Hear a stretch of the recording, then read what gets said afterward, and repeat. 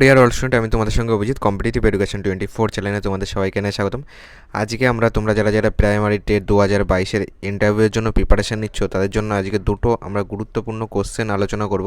এবং আমরা কিন্তু গতকাল একটা ক্লাস এনেছিলাম যেখানে তোমাদের 16টি ইম্পর্টেন্ট টিপস সম্বন্ধে আমরা জেনেছিলাম, যে তোমরা কোন স্টেপগুলো যদি তোমরা ইউজ করো তাহলে তোমরা খুব সহজেই কিন্তু প্রাইমারি টেট ইন্টারভিউ কিন্তু ক্র্যাক করতে পারবে। সেই ভিডিওটা যদি দেখে না থাকো, এই ভিডিও ডেসক্রিপশন বক্সের লিঙ্ক আছে, সেখান থেকে দেখে নিতে পারবে। তাছাড়া আমাদের চ্যানেলে গেলেও দেখতে পারবে।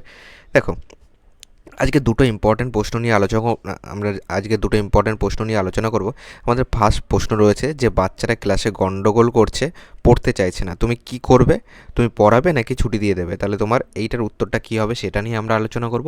এবং স্কুলের পাশে যানবাহন চলাচল ও যানবাহনের হর্নের প্রচুর শব্দ হয় এবং তুমি বাচ্চাদের জন্য কি পদক্ষেপ নেবে, এই দুটো নিয়ে কিন্তু আজকে আমরা আলোচনা করব। ওকে, দেখো, আমাদের প্রথম প্রশ্ন রয়েছে যে বাচ্চারা ক্লাসে গন্ডগোল করছে, পড়তে চাইছে না, তুমি কি করবে? পড়াবে নাকি ছুটি দেবে?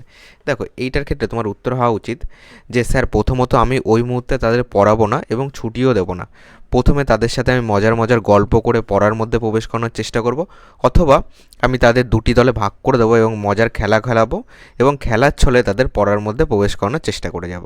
ওকে, এবং তুমি তোমার উত্তরটা তোমার মতন করে একটু গুছিয়ে নেবে। আমি এখানে শুধুমাত্র তোমাদের ধারণা দিচ্ছি যে তোমার উত্তরটা কেমন হওয়া উচিত।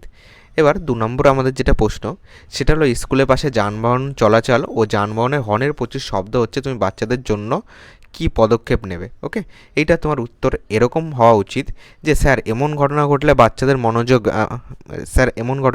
বাচ্চাদের মনোযোগে ব্যাঘাত ঘটবে, তাই সেই গাড়ি চালককে বলবো বিকল্প কোনো রাস্তায় তোমার স্কুল চলাকালীন গাড়ি চালাতে, বা যদি সেটা সম্ভব না হয়, মনে করো সেই একটাই রাস্তা রয়েছে, যদি সেটা সম্ভব না হয় তাহলে অটোমোবাইল সাইলেন্সার লাগাতে, অথবা যদি মেন রোডের ধারে তোমার স্কুল হয় সেক্ষেত্রে রাস্তার দুপাশে সাইনবোর্ড লাগানোর ব্যবস্থা করতে হবে এবং যাতে তোমার বড় বড় অক্ষর লেখা থাকবে যে সামনে স্কুল গাড়ি আসতে চালান এবং আওয়াজ কম করুন।